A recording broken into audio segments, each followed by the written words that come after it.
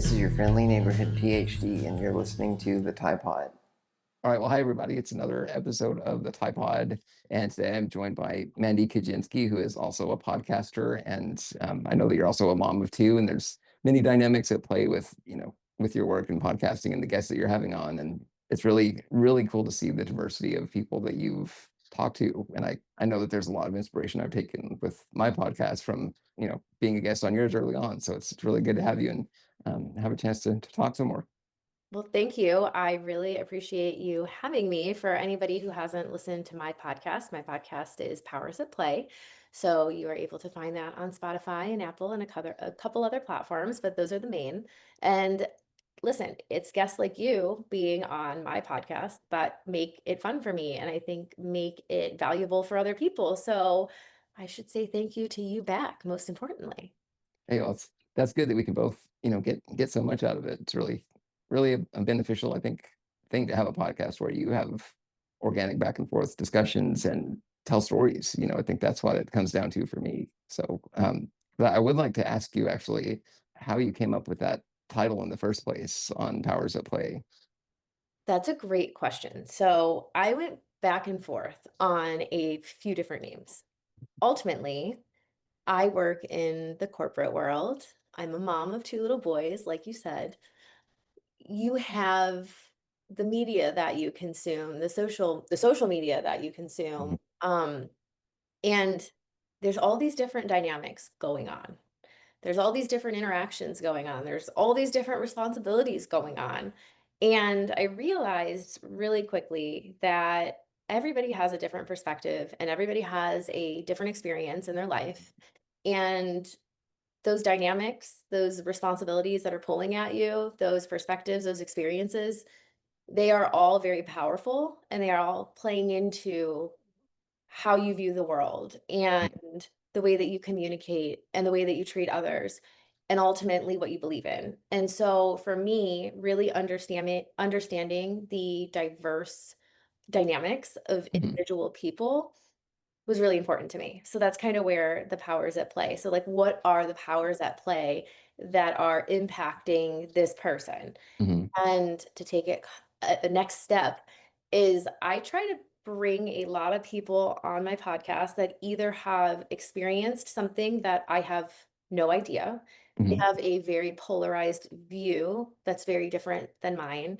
And ultimately, my goal is to understand their perspective and understand how they came to that, mhm, really, either if it's a polarized view or understand their experience and maybe some of the unknown needs of those experiences and fears of those experiences that again really drive their decision making and how they interact with others in the mhm. world. So that's a long answer, but that's how I got there. Right. No, that makes quite a bit of sense to me. And thinking just even in the disability space where I've done most of my episodes, people with the same diagnosis or within the same realm of disease, even like they have so many differences and dynamics going on with them, where on the surface you would think they're very similar, but it's striking to see how much diversity there is even within those smaller communities. And so I think that's really important to sort of realize and understand and share stories that aren't the same as the ones that we've had necessarily. And so I feel like that's a really powerful thing the podcast can bring when they're structured in this way. So it's really cool to see kind of who you brought to the table to talk to. Yeah. And I mean, to your point, it really ranges, it's very broad. So Hmm. something I mentioned, I'm a mom. I was pregnant, I was postpartum, and I had different needs even at those times than I do now. And Hmm. now that I have small kids, newborns, toddlers, now I have, a 4 and a 5-year-old. I have different needs with my kids all the time. So it Hmm. impacts my experiences within the world. This is like a fun example. We went on a Disney cruise Hmm. and my husband and I were like, this is amazing. And it's amazing because everything around us is tailored to the needs of our kids right now. Hmm. The timing of dinner, the activities, the time of the activities, the resources around us. Everything was tailored around the kids. So it made our experience so much better because things were easy and Hmm. we weren't having to go change, a diaper in the back of a car, or we weren't Oh, right. having to you know, drag a kid through the airport without a stroller because we didn't want to have to check it. So it's just these different things that until you experience them, you don't really understand. And there's no way that you could. Right, right. You're right. And that's almost kind of an example of many other topics, right? Like it's so much of like your family dynamics, like where you are in your life, like what age, what experiences you're having. And it's that way with disability too, right? Especially like the progressive ones, because you know, someone's needs 10 years ago might be completely different now. And that's going to impact how their day is structured, like how they can interact with the world, how they can communicate. Like it's so many variables there, and so it's interesting to just to even consider and kind of think back on that as a podcaster, even, like that's really an interesting like thought process to go through. And we But all go through it, right? We yeah, yeah, all go through it in different ways. Um, the last thing I'll say on like that topic too yeah, is you hear a lot of moms say, I feel terrible after I had my first baby because like I was not there for my friends the way that I should have been when the they availability changes. I just didn't know. I didn't know Right. how to care for them. I didn't know how to be supportive. And I think that that applies to a lot of different elements in life, and it actually plays into, I think, how people become very polarized and very set in their Hmm. ways. And it those experiences, I believe, fear drives a lot of polarization one way or Right. the other. And when somebody feels supported and accommodated and heard, there's a lot less fear because they feel Hmm. like the environment and the people around them, whether they have the resources right there, they know that the community around them is supporting them. And Hmm. that takes fear away. And it allows for diversity of thought and collaboration and the ability to work together.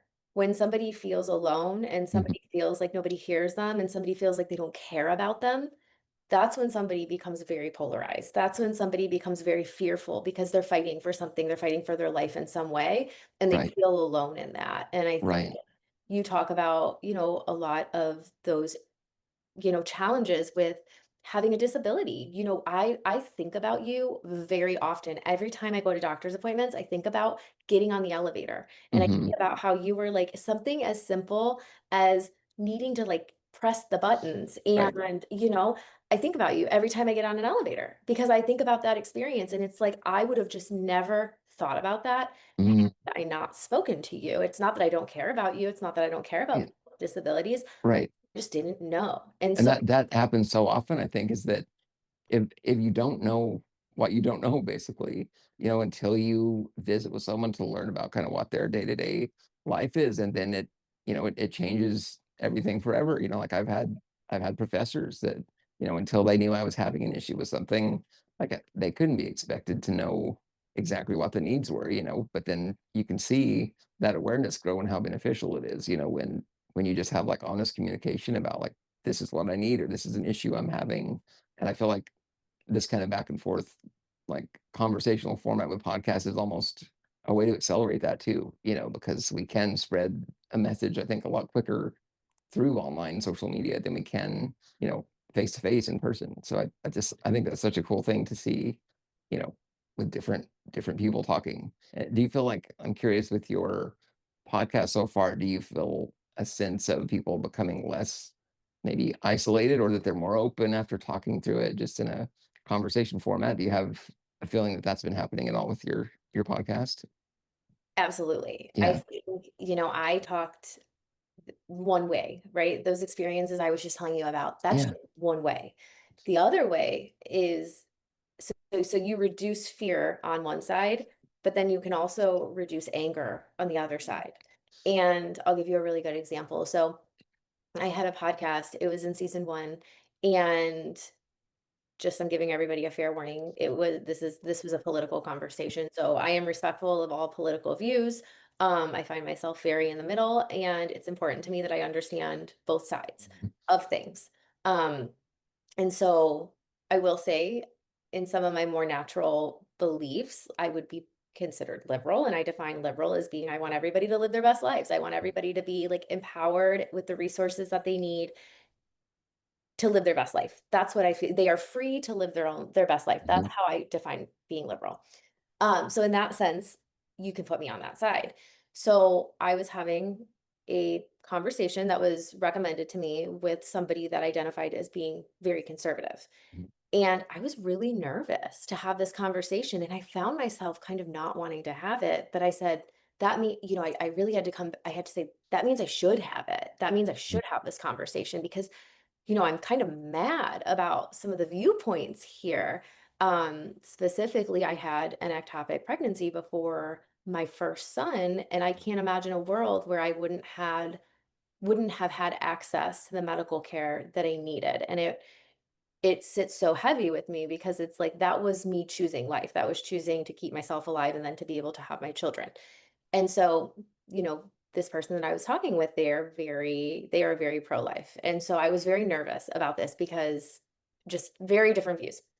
So we actually had a prep meeting that was like 2 hours. And by the end of the prep Really? meeting, I mean, I was terrified to talk to this person. And at the end of this prep meeting, I was like, I am so excited for this podcast because what I realized is that we actually have very similar desires around outcomes. Mhm. The way that we get there is so, so different.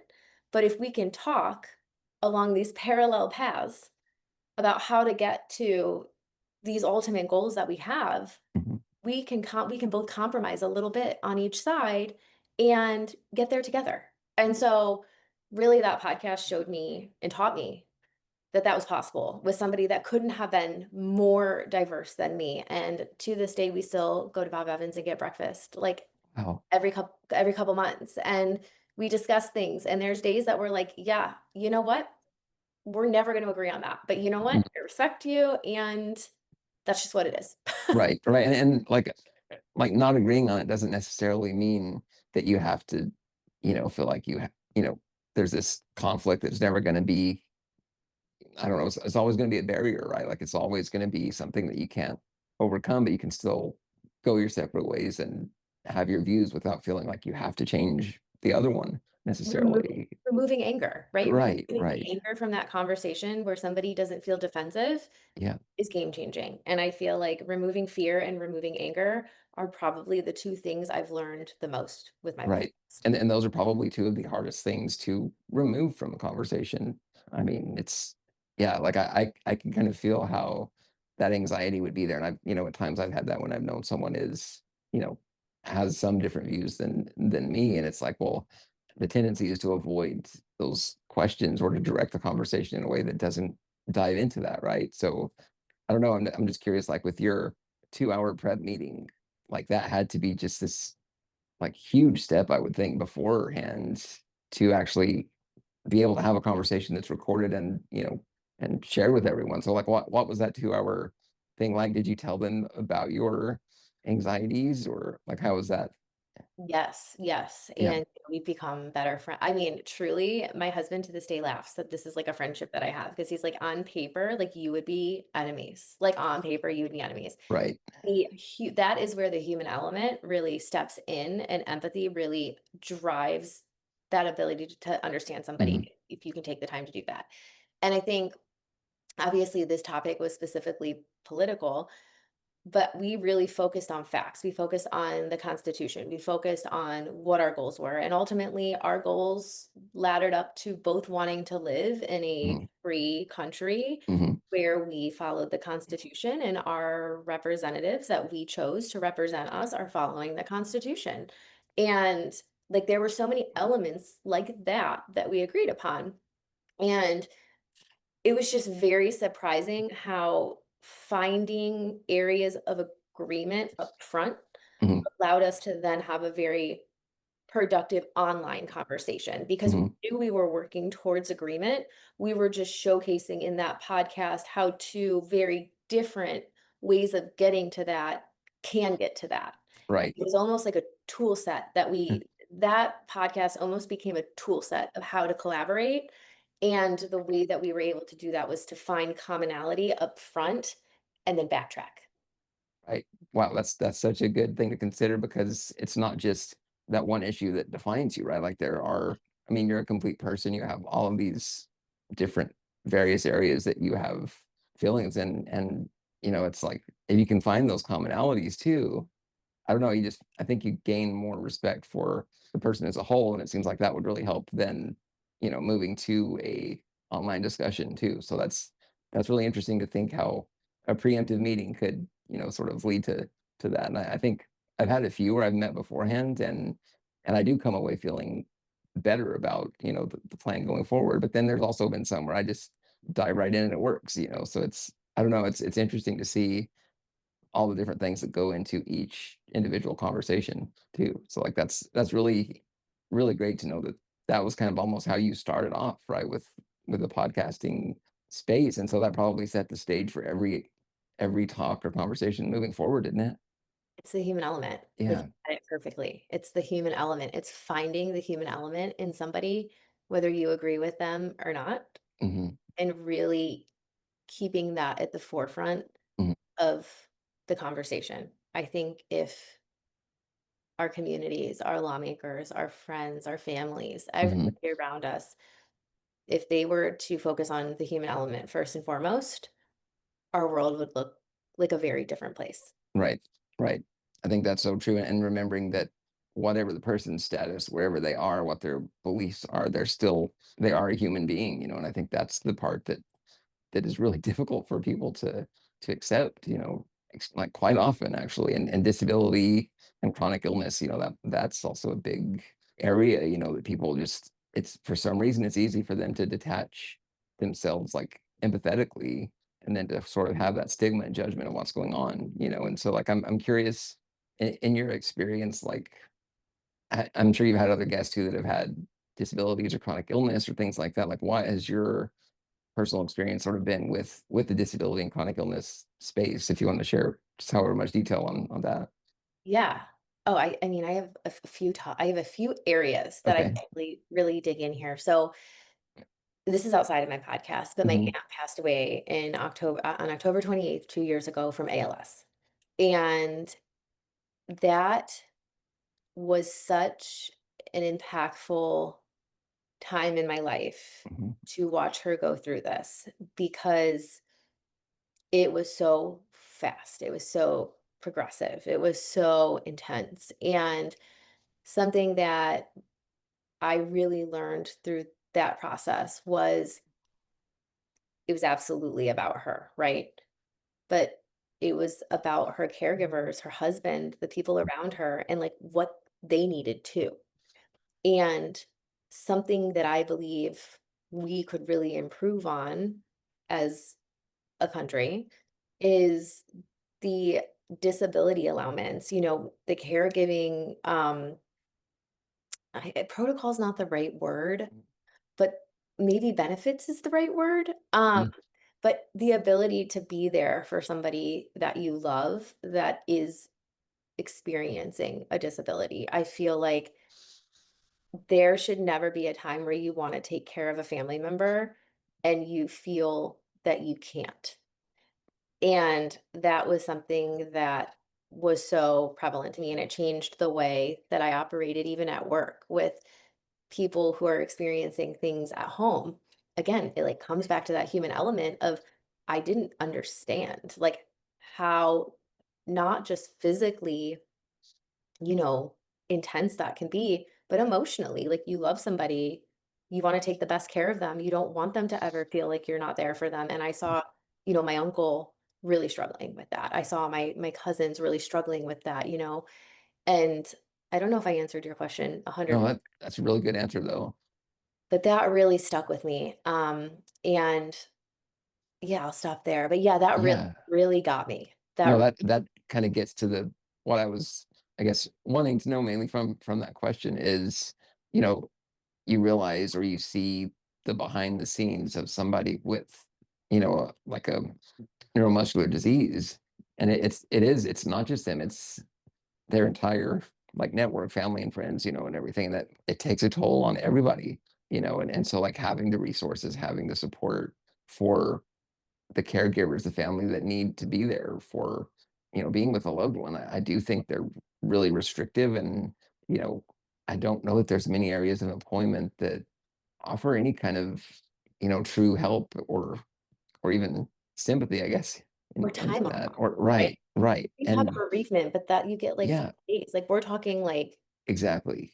we're talking a chronic illness here. Well, and something like ALS where, you know, and muscular dystrophy is very related, like everyday tasks, are there and they're not going away in 5 days or 10 days, or I mean, and you don't know what the progression is going to look like. So caregiving can be very different and very dynamic based on the person and like availability of hired help, right? Like that's something that myself and so many others have dealt with, that you can't find good help. And then if you do, the financial investment there is, it's impossible. Even if you have disability benefits, there's no way that you can afford, even 8 hours a day, 5 days a week care is like astronomical cost. So, I was just trying to get at like what your experience has been, and like a factor I think is really big is if someone's not affected by disability or chronic illness, they have a family member that is, or a friend, and I'm just always thinking that there's got to be some awareness there. And maybe there's probably cases where people don't have any knowledge of someone with that going on. But at the same time, I'm just like, how many people down? There's got to be somebody close to you that you can understand a little more of what they're going through, and kind of have that empathy factor coming in. So I just think that's a really great thing to share as well, that you have experienced that through your own family, and that's, again, that's an awareness thing, right? Like that's spreading awareness and acknowledgement. And I don't know, I just think that that was a perfect example of that kind of thing. Well, I appreciate that. I mean, and the other element of that too, I guess, well, not of that, it's a separate element, Mhm. but related, is I have celiac disease. Okay. So it's an autoimmune disease. People mistake it for being an allergy. But I suffered with celiac my entire life, but they had not done any medical research on it. And so growing up, you know, they thought I was lactose intolerant, like, Mm, something was always wrong. My mom took me to the doctor because I was so tired when I was little, and I'd go to bed at, mm. like, 7 p.m. because my body wasn't absorbing nutrients, and I was tired, you That know? had to be alarming too. I mean, like just realizing that was going on, but not like you had no idea what to do to help it. We didn't know what it was, and I Yeah. didn't know what it was until I was an adult when I was 28 years old. Mhm. Um, I was finally diagnosed with it, and it was because there were advancements in funding that went into medical research, specifically around women. Women are not the only people that experience celiacs, but I was able to diagnose it through damage to my thyroid, and a lot of women experience thyroid issues. And that is because your thyroid regulates a lot of hormones. Women have a lot of like hormonal changes, and research proves that women are much more likely to have autoimmune complications than men. But if that research isn't being put into that, you're never going to figure those things out. Right. So that's also something that I've become really passionate about, is the funding that goes Right. into, disabilities, long-term illness, And just research into like what the causes even are of those. right? Like Yeah. women were not included in clinical trials until 1996 because they were like, these this is too complicated. They have these like hormonal cycles every month. Like the variables are changing. We cannot like isolate the variables. So you know what? We are just gonna take them out of this. Exactly. And that's not the answer. And And so much like older research has to be, in my mind, essentially thrown out because, the testing group was so structured and controlled and no variability. And that's the entirely opposite way of what disease looks like. So there's you're different right. variations of disease, You're right? right. So I have a very good friend that has MS. Hmm. And her MS looks very different than other people's MS. Right. I have one of my best friends was recently diagnosed with breast cancer, and her breast cancer is HER2 positive, and it's very aggressive, Mhm. but it's the most treatable. And it's the most treatable because in 2008, the FDA approved a immunotherapy that essentially, historically, it was the most deadly version because the cancer cells would multiply at such an aggressive rate that the chemo would reduce it, but it was never able to catch up with the rate of reproduction of that cancer cell. So ultimately the cancer would always take over. But they were able to find a immunotherapy. I'm probably going to say this wrong. I have no medical knowledge. I think it's Herceptin, I think is what it is. And essentially it stops the reproductive process of the tumor, so the chemo Okay. is able to be effective. And that my best friend would have been terminal, less than 2 decades ago when we were graduating high school. So it's crazy to me, and I think that that is something that needs to also be stated when it comes to disabilities, long-term diseases, autoimmune, cancer, because there's different versions, and Right. every, disability has this, even though it might have the same name, it doesn't have the same needs either. Exactly. Right. And I mean, the timing is different, and even as far as like muscle weakness, maybe it's one set of muscles that are targeted with one person that has the same diagnosis as the other, and so I think that's having that openness to not assuming that what it's like or what's going to happen with any disease or illness, I think that's a big thing. As far as like your diagnosis with celiac and everything, like what was your experience with doctors, and like was it good? Did they think there was nothing wrong and that it was imagined? Like, did you experience any of those things with it? So my thyroid essentially was so damaged that I was retaining a crazy amount of water. You could look back at pictures of me from, 5, 6 years ago, Hmm. and you could just tell, like in my face, I was just retaining so much water. And I always was eating healthy. And, the more that you work out, the more you spike your cortisol, the more you spike your cortisol, the harder your thyroid's working. So I was actually doing more damage, thinking that I'm like gaining weight, but in reality, I was retaining water. And the more that I worked out and the less that I ate, my thyroid was Then actually it got worse. functioning more. Hmm. Um, and so I really started focusing in on women's health and focusing on speaking to specialists that specialized in that. Hmm. It took a few doctors, it took a few tries, took a lot of testing, Hmm. but ultimately we were able to get to the root problem, and so quickly I felt so much better. The water weight, you shouldn't lose 50 pounds in like 3 months by eating more and Right. exercising less. Like they basically were like, you need to calm the F down and you need to like rest and definitely not eat gluten. And here, Yeah. I was actually in clinical trial with a medication Uh-huh. for this because they're incorporating women in medical, clinical Right. trials now. And I wanted to be a part of that. I wanted to Uh-huh. be a part of that progress too. And even though it wasn't, a set cure for what I was dealing with, and it wasn't going to cure my celiac, Right. it was potentially going to heal my thyroid. So I wasn't going to have to be on Synthroid or a long-term medication to Right. enable my thyroid to work. So Right. that was kind of what I dealt with. Now, what I will tell you, a different experience that I mentioned, my ectopic pregnancy, when I went in and I told them I was pregnant and I said, I'm having severe pain. And they said to me, quote for quote, you're just having anxiety about being a first-time parent. You need to get a counselor. And I went home that Whoa. night and I was like, okay. And I told my husband, I'm like, I know that being pregnant is uncomfortable, but I'm like 8 weeks pregnant at this point. Like I think a lot of people don't realize that like they start your pregnancy timing like the day that you start your actual period. So that's day one. And then you have to miss a period, which is a month later, but you're Right. considered 4 weeks pregnant at that point, Mhm. but you've actually only been pregnant for 2. So that's why these laws also get kind of crazy for me because it's like Makes sense. because at week 6 of being pregnant, for example, you've actually only been pregnant for 4 weeks and you've just missed a period. So many people just don't know. So at that point, I was 8 weeks pregnant.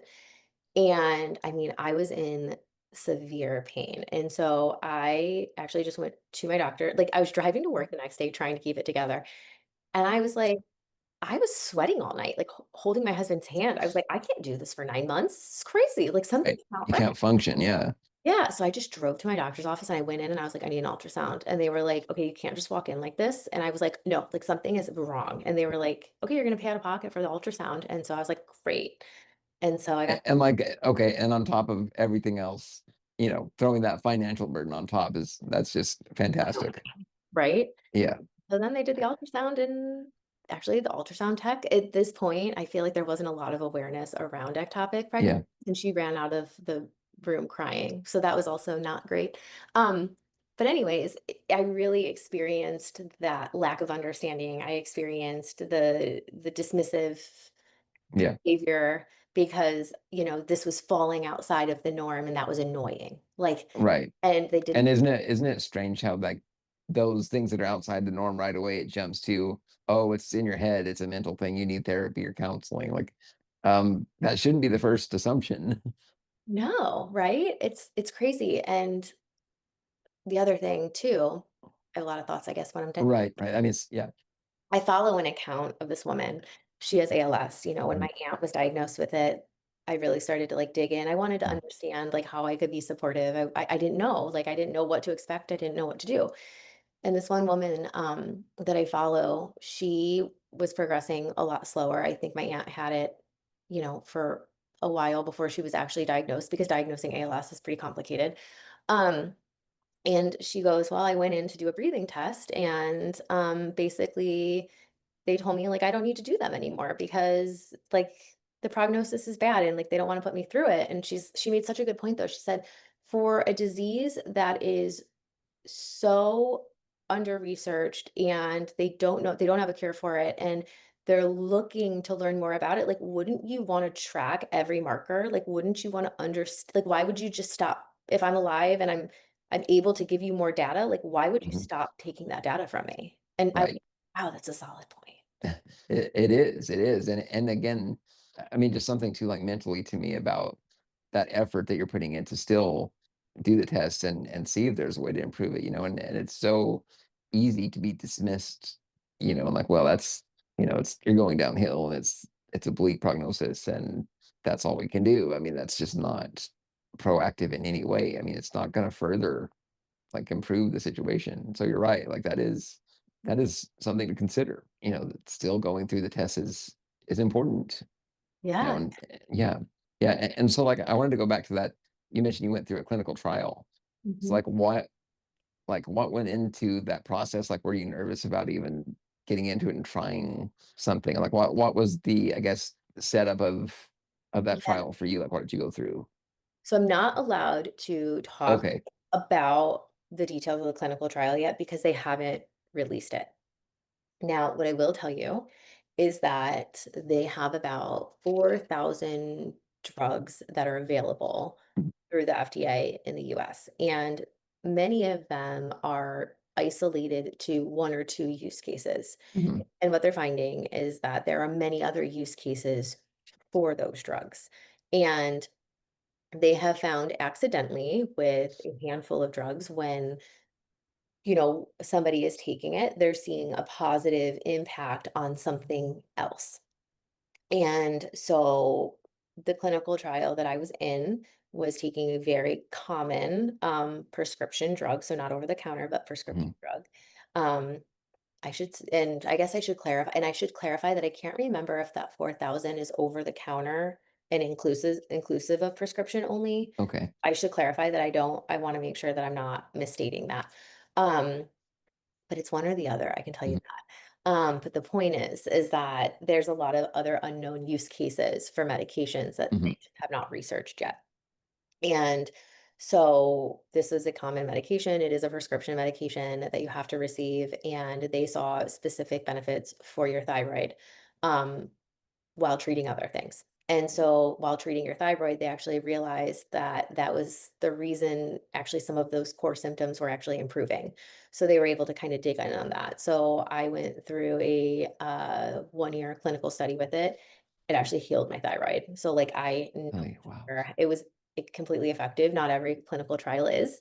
Um, and I'm just so grateful for it. I'm so grateful Right. I did it. I think, my doctors handled it great. I I was so happy. I was, like, so thankful, and I think Mm, that's what also makes me so passionate about research and the funding of research going into these things, and I think people are right. very quick to say, like, pharma is a business, and it is a business, right? There's a business Right. around it, but what isn't a business? And, um, the one positive thing that I'll say on that element is that it actually does take a lot of money Mm, to do this research around these medications and, include these participants. And so I think that that's one thing that people don't realize is that it is a business, but Right.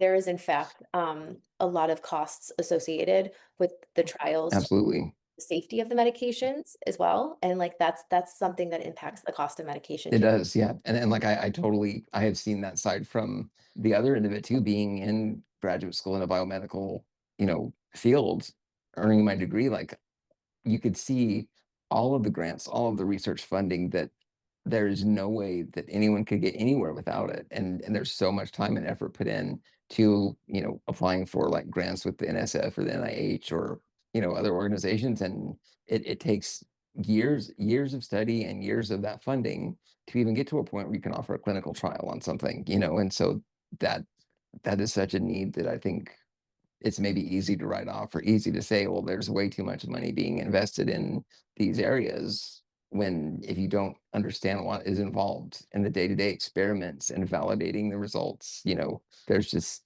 and then human like actually offering these things for humans to try is a whole nother element. So, it's just no wonder why it takes so long to find something that helps. And it's, I get both sides, but Yeah. especially with the COVID vaccine, people are like, I don't want it because there's not enough research on it. Mm. And then they're like, our drugs are too expensive. And it's like, Right. how do you think we're paying for the research that you are requiring to take that? Because you do want to make sure it's safe. And again, Right. there is a balance. Right. We are in a capitalist country. There is, Exactly. And there is obviously, many examples of money being spent wrongly or not being used in the right way. I mean, there's always going to be those sides of it too. You're right. Mhm. But I think it's at least worth people understand, like hearing that Right. perspective and being able to critically think and say, like, is it pharma? Is it insurance? Is it the hospital system? Like, there are many parties at play there. Right. And it Right. might not just be the And pharmaceutical a side. breakdown in one of those areas is enough to completely change someone's experience with treatments or whatever, And so you're right, like it's a layered problem and it's Yeah. not an easy fix either.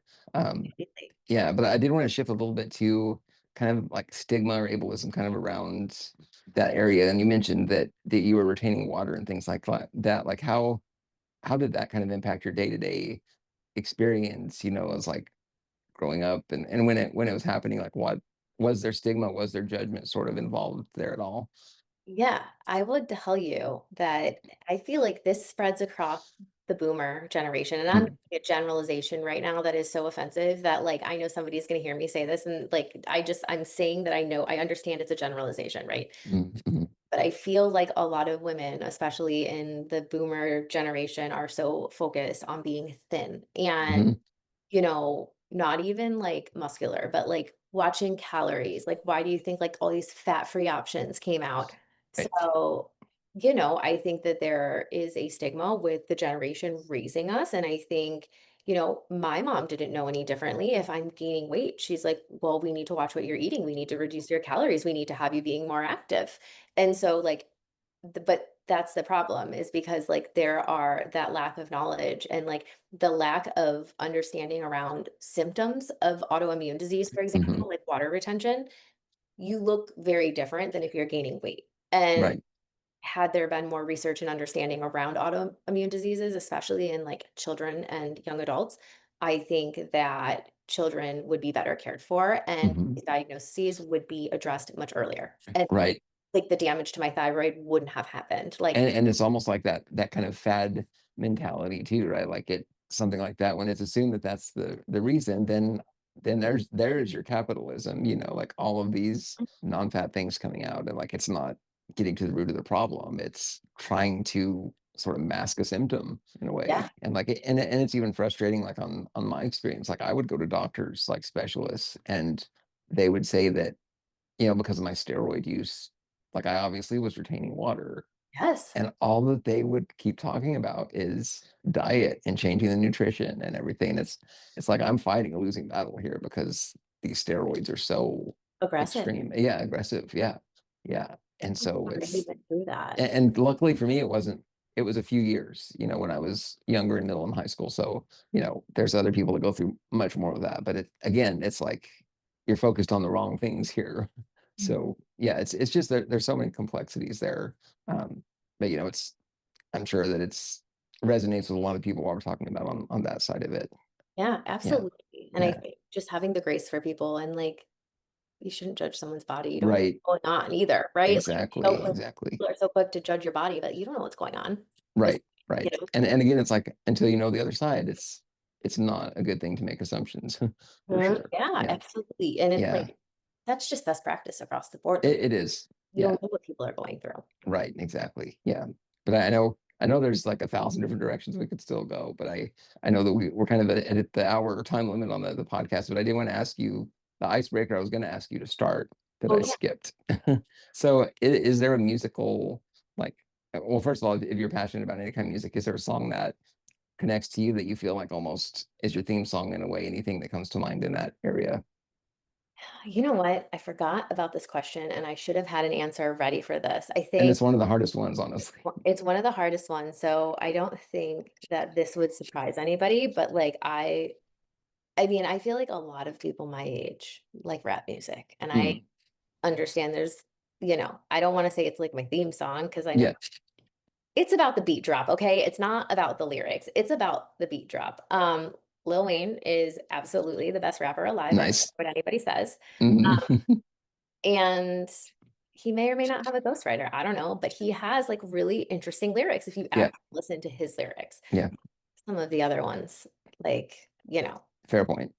um, so I've always loved Chingy, so hilarious. Yeah.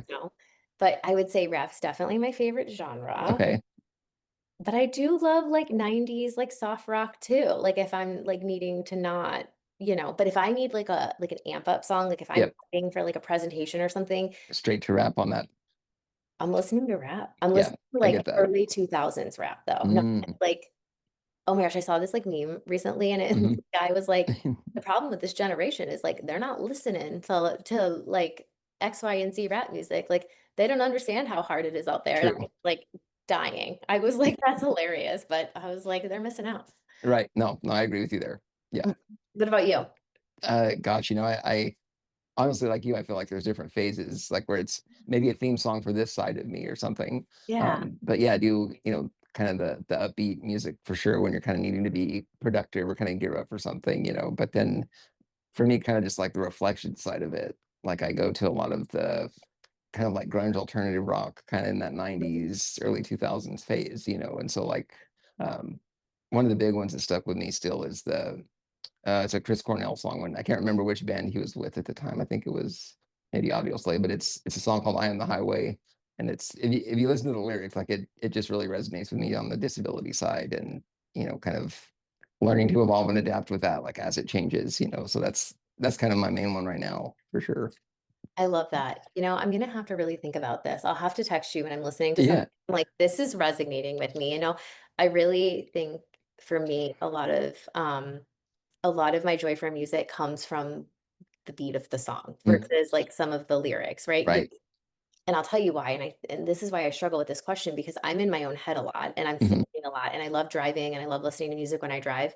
So I'm not necessarily listening to the lyrics a lot. I'm very often like thinking, and that's like some of my best thinking time. So Exactly. it's like the vibe of the music and the beat of the music that kind of drives my inspiration in my own head, Yep. if that makes sense. No, that's exactly how I feel. Like early on, I think because I would like commute to college and everything. And so like exactly what you said, that the beat and the sound and that part of it was the time to decompress or to relax or think through something.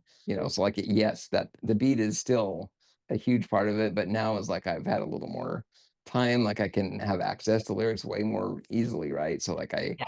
if I really like a song, I'm like, oh, I should kind of see what the meaning is Mhm. behind it, and that's where I feel like I've gotten into lyrics a little more. And I don't know, it's really interesting when you find ones that connect to you. So yeah, Do it's a complicated question.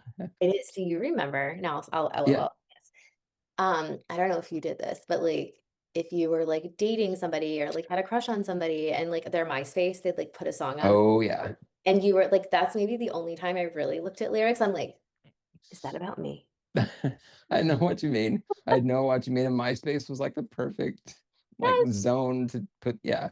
Uh, Like sending secret messages with the song that you have on your profile. I'm Yeah. like, what does this mean? Like, Or like is remember this when you could rank your top friends, like a your top thing? 10 or whatever? Kind of awful. Like, I, now that I think about it, it's like, so bad.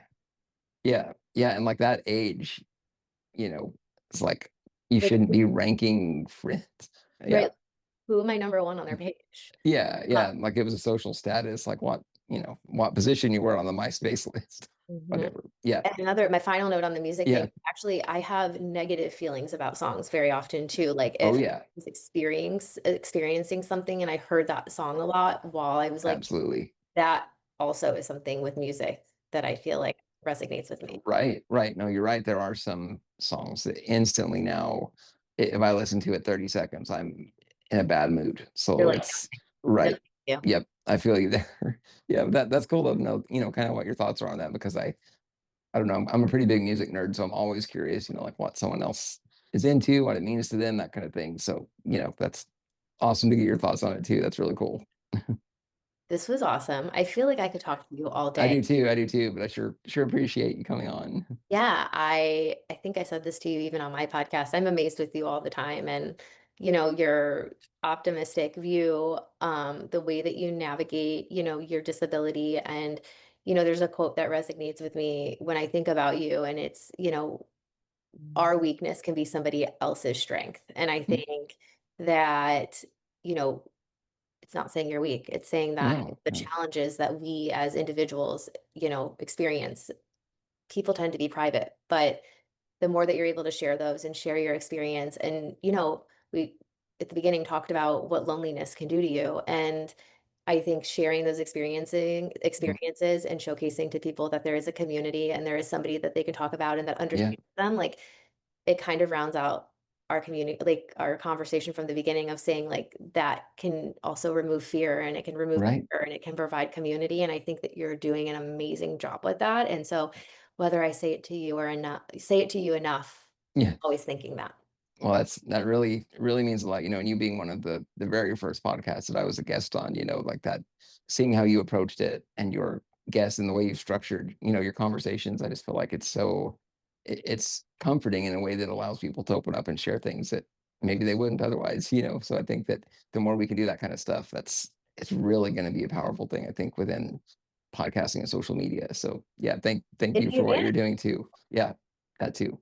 But yeah, sure appreciate it, Mandy, taking the time. And yeah, we'll probably have think collaborate on something else in the future, hopefully. So I we sure better. appreciate it. That's all I gotta say. We better. Yeah.